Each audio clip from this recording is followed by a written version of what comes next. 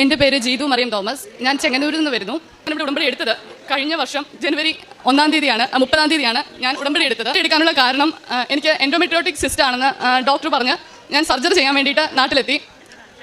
എൻ്റെ വിവാഹം കഴിഞ്ഞിട്ട് 2 വർഷം ആയുള്ളെങ്കിലും ഡോക്ടേഴ്സ് പോസിബിളായിട്ട് പ്രഗ്നൻസി ആവുമെന്ന് പറഞ്ഞിട്ടുണ്ടായിരുന്നില്ല നോർമലായിട്ട്.